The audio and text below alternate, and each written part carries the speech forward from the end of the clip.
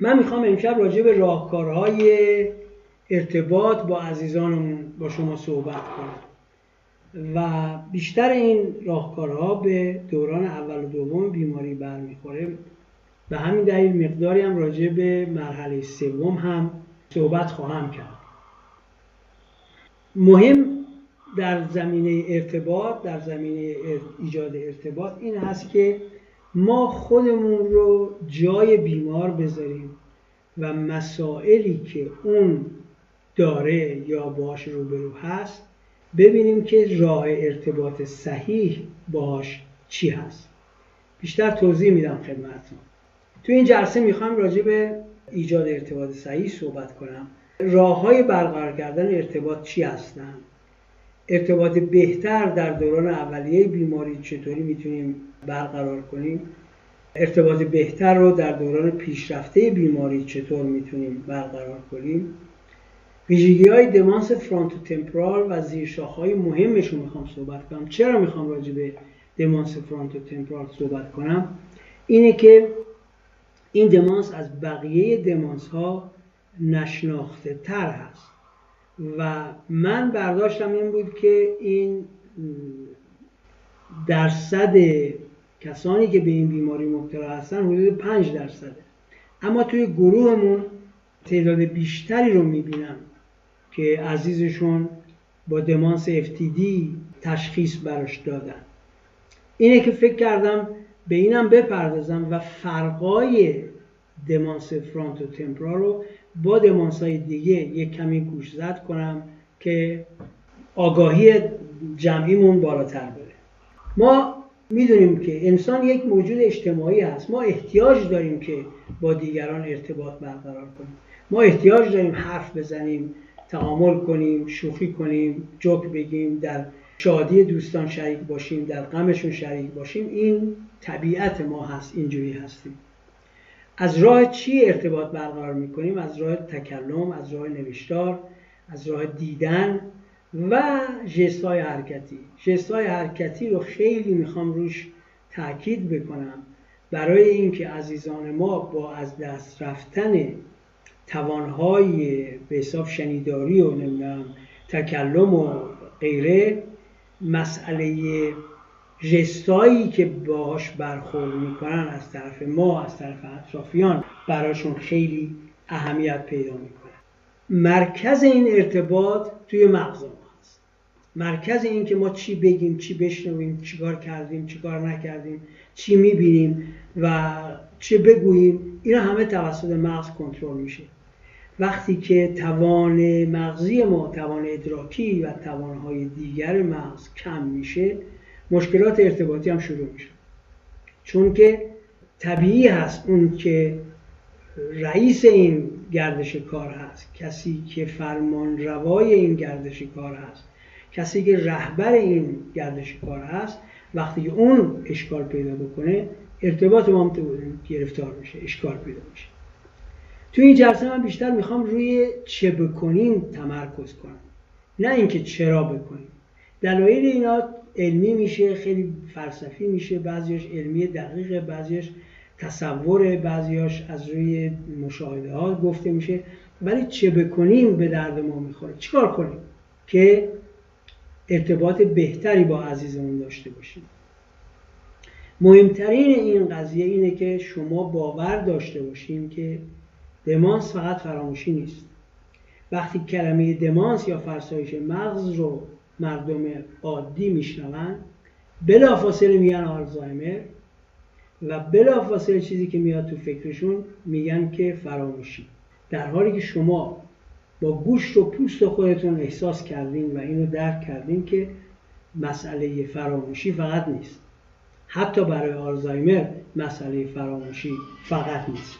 و حضورتون عرض کنم خیلی مسائل بیشتر هست. توانایی زیادی از دست میره تو این کار. فراموشی یکی از اوناست. رویدادها رو یادشون نمیاد. قضاوتشون دچار اشکال میشه. نمیتونن تصمیم صحیح بگیرن در یه موردی. انگیزه های ناگهانیشون ایمپالس کنترل، یعنی یک دفعه میخوان یک کار رو انجام بدن. شما وقتی که ساعت 2 بعد از نصف شبه میدونید که موقع خرید نیست، و این انگیزه‌ای که ما الان دیگه شیر نداریم تو خونه، خب میمونه برای فردا، برای اینکه امشب نمیتونیم این کار رو انجام بدیم. ایمپالس، کنترل ایمپالس اشکال پیدا میکنه. بنابراین یک دفعه ساعت 10 شب میخواد بره خونه خالش، عزیز شما میخواد بره بازار خرید کنه. نطق و بیان تحت تاثیر قرار میگیره، نمیتونن حرفاشون رو بزنن به ما، در گفتن حرفاشون و اون چی که فکر میکنن وقت بیشتری نیاز دارن و نهایتا هم ممکنه نتونن حرفشون رو بزنن. دامنه دیدشون اشکال پیدا میکنه، هم دامنه دید به این معنی که فاصله ها رو خوب تشخیص نمیدن، مثل این که مثلا این پله ارتفاعش چقدره، یا ارتفاع مثلا از جوی آب میخوان برن اونور، این فاصله رو درست تشخیص نمیدن، میفتن ممکنه بخورن زمین. پاشون رو میخوان بذارن اونور چارچوب، ممکنه درست این کار رو نکنن، پاشون گیر کنه به چارچوب. در برنامه ریزی ضعیف میشن و توانایی اجراییشون نقصان پیدا میکنه. executive functions میگن، یعنی کارهایی رو نمیتونن انجام بدن، راه نمیتونن خوب برن، نمیدونم از پله نمیتونن بالا برن و به طور کلی executive function ها یادشون میره خیلیاش که چطوری باید انجام بشه. خب همه این مسائل شما فکر کنید، این همه مشکل براشون به وجود میاد، چجوری باید با این تعامل کنن، چجوری باید باش کنار بیان. تمام فکر و ذکر و مشکلات اینا روز به روز اضافه میشه بهشون و از کنترل خارج میشه. در دوران اولیه بیماری ما چه کار کنیم بهتر هست برای عزیزان؟ به دو جنبش اشاره میکنم، یکی ارتباط کلامی هست و دیگری ارتباط چشمی. ما باید این رو خوب فتیله گوشمون کنیم به قول معروف که عزیزان ما سوم شخص نیستن.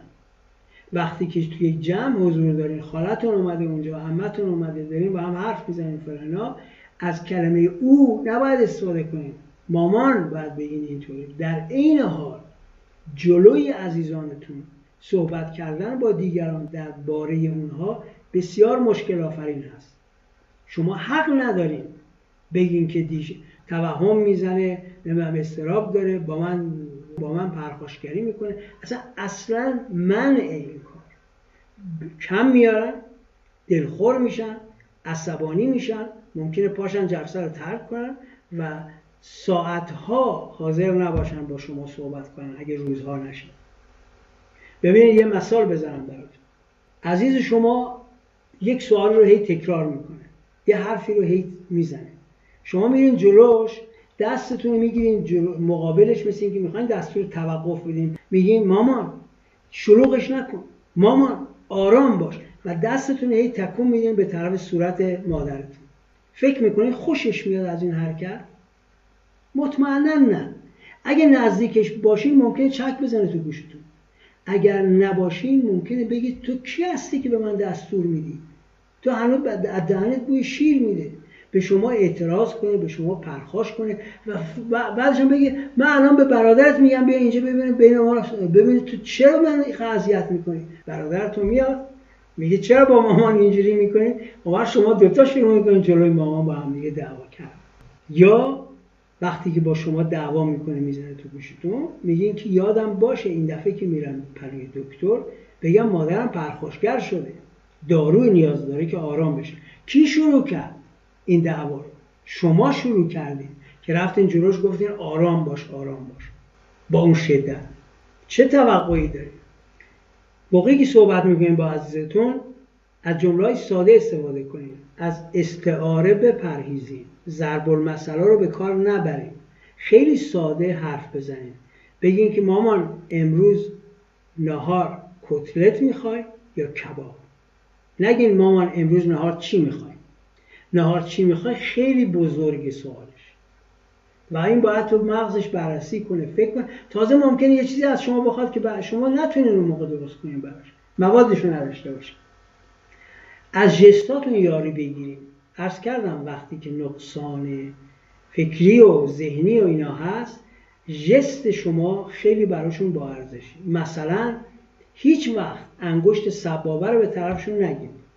انگشت سبابه نشانه تهدیده، نشانه دعواست.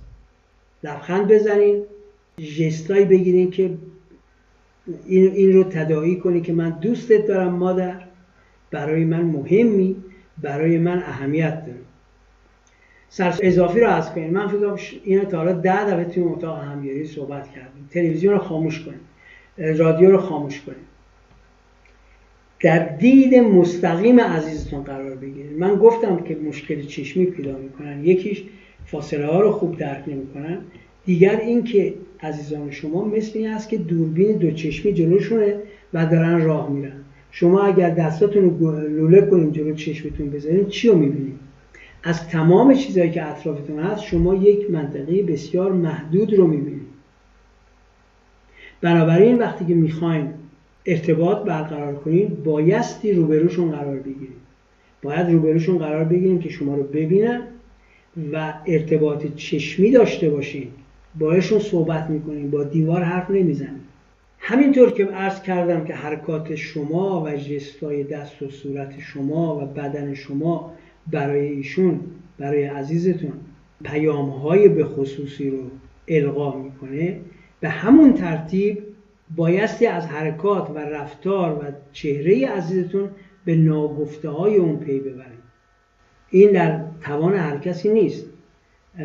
مراقب بسیار تجربه دار و باهوش رو نیاز داره. عزیزان شما عرض کردم به فرصت بیشتری برای اینکه جمله رو یا کلمه رو در مغز خودشون آماده بکنن و به شما بگن نیاز دارن. عجله نکنید. حوصله رو به خرج بدین. رفتارتون نشون میده که شما عجله دارین. رفتارتون نشون میده که شما حوصله ندارین و این خیلی بده. این باعث میشه که بیمار شما علاقه‌ای به برقرار کردن ارتباط با شما نداشته باشه. 2 تا واژه هست که زیاد به کار میره و شما حکمتشو باید بدونید. یکی واژه بله هست. شما هیچ وقت عزیزتون وقتی از شما چیزی میخواد نگین نه یا نداریم. میگه من موز میخوام، میگیم بله مادر امروز بعد از ظهر که رفتم خرید حتما براتون میخرم. میگه که میخوام برم خونه خواهرم، میگیم بله مامان ایده بسیار خوبی هست، باهاشون قرار گذاشتم فردا شب میریم خونه‌شون. شما نباید بگید نه الان نمیشه. در مقابل عزیز شما از واژه نه معمولا استفاده میکنه. فکرش جایی مشغوله، شما میگین که مامان نهار میخوای، این هضم نمیشه براش. آمادگی این که اونو تعطیل کنه اون فکری که تو سرش هست و به سوال شما بپردازه نداره. میگه نه. این نه به معنی این که قطع ارتباط شد نیست واقعا. این نه به معنی این که سر به سرم نذار، حالمو نگیر، بذار به فکر خودم مشغول باشم. شما میرین محترمانه دستشویی میگیرین، نوازش میکنین، میگین مامان بریم، مهم نیست کجا بریم، با ما رو بلند میکنین میبرین سر میز غذا. ارتباط دیداری چطوری هست؟ ببینید شما برای اینکه مسئله تکرار رو کم بکنید و مسئله سردرگمی عزیزتون رو کم کنید، قبلا هم گفتم از این تابلوهای سفید بخرین، از اینایی که با ماژیک پاک شونده روش می‌نویسید. هر شب آخر شب اینو پاکش کنید، بالاش می‌نویسین چهارشنبه مثلا 7 اسفند و بعدا زیرش می‌نویسین قدم زدن در پارک ساعت 10 صبح، یا صرف ناشتایی قبل از اون نوشتین صرف ناشتایی ساعت 8، نمیدونم رفتن خونه خاله ساعت 4 بعد از ظهر. اینا رو می‌نویسین، عادت میکنه عزیز شما به جای اینکه هی از شما سوال کنه امروز برنامه چیه، چیکار میکنی و غیره، به این تابلو نگاه کنه. این تابلو رو بهتره در جایی باشه که بیمارتون مرتبا ببیندش. یه تقویم درشت بخرین، از اون تقویمایی که هر روز رو خیلی درشت نوشته و شب و یه ماژیک بردارین و روی اون روزی که تمام شد یه ضربدر بزنید. به این ترتیب میتونه ببینید که فردا چندمه مثلا اسفند. ساعت بزرگی اگه دیجیتال باشه بهتره روی دیوار باشه برای اینکه کمتر از شما بپرسن ساعت چنده. کشوها رو مرتب کنید. توی کشوی مثلا تو اتاق‌ها روسری‌ها هست، توی یکشون جورابه، توی یکشون لباس زیره، تو آشپزخونه یک کشو قاشق چنگاله، یا یک کابینت توش بشقابه، یا عکسشو بذارین روی این کشو عکس اون جنس رو، اون چیز رو، یا اینکه بنویسید. همچنین اماکنی که عزیزتون مرتبا استفاده میکنه، مثل دستشویی، مثل حمام، مثل نمیدونم آشپزخونه، اونا رو هم نامگذاری کنید با تصویر، اگه باشه بهتره، چون یه زمانی میشه که دیگه خوندن یادشون میره. لبخند بزنید، ارتباط صمیمانه. ببینید وقتی که میخوایم بریم تو اتاق مامان، حالا فرض کنید براشون آب پرتقال گرفتیم، میخوام آب پرتقال بدیم، شما از صبح تا حالا 3 ساعت 4 ساعت باشون کار کردین، حرف زدین، آلبوم عکس دیدین و غیره. دوباره وقتی که وارد اتاق میشین، مامان سلام، شما اینجایین، دنبالتون میگشتم، حالتون چطوره؟ با یک احساس گرمی از در وارد میشین، خودتون رو معرفی میکنید و دستتون رو دراز میکنید، منتها با فاصله وای میسید. مامان دستشون دراز میکنن که شما دست بدن، اون موقع میرین جلوتر. در دوران پیشرفته بیماری چه باید بکنیم؟ ببین، مسائل ادراکی و حواس پنجگانه تحت تاثیر قرار گرفت. در این مرحله دیگه شما خیلی از راهکارهایی که در دوران اول و دوم بیماری میکردین دیگه نمیتونید بکنید، یعنی دیگه استفاده ندارن اون راهکارها. اگر که حس شنوایی عزیزتون پابرجاست، یا اینکه شما براشون سمعک خریدید و میدونین که سمعکشون الان تنظیمه، باتریش هم اوکیه و صدای شما رو میشنون، وقتی میری نزدیک میگی مامان سلام، جواب نمیدن، چون هنوز داره فکر میکنه چی گفتم، یا هنوز داره فکر کنه چی جواب بدن. دوباره میرین جلوتر میگی مامان منم، دوباره میرین جلوتر مامان منم. خب این چه حرکتیه؟ ایشون میشنوه صدای شما رو ولی نمیتونه محاسبه کنه، نمیتونه پردازش کنه توی مغزش که این کی هست، چی گفت به من و حالا من چه جوابی باید بهش بدم. این خیلی طول میکشه براش. از روبرو نزدیک بشین. قبلا هم گفتم نسبت خودتون رو به اعلام کنید. از در که وارد بشین و روبروش هستین، روبروی عزیزتون، بگید مامان سلام، من مریم هستم، دختر شما، و هر کاری که دارین بعدا ادامه میدین و وقتی هم میخوان خارج شین دوباره میگه مامان من الان میرم تو آشپزخونه یکم کار دارم، دوباره برمیگردم پیش شما. چون که این پریفرال ویژن که خراب شده، یعنی دوربینی، تو دوربین نگاه میکنن، ممکنه از خروج شما با خبر نشن. بغلشون کنید، تو گوششون از عشق، از محبت، از سپاسی که دارین از کارهای براتون کردن نجوا کنین، حرف بزنین. ماساژ فوق العاده خوبه، معجزه میکنه. موها رو شونه کنین، از یه عطر ملایم یا ادکلون ملایم استفاده کنین، به آرایش و پیرایش عزیزتون برسین. اگر مرد ریشش رو بتراشین، اگر خانم مواظب باشین که یک آرایش ملایم براشون انجام بدین.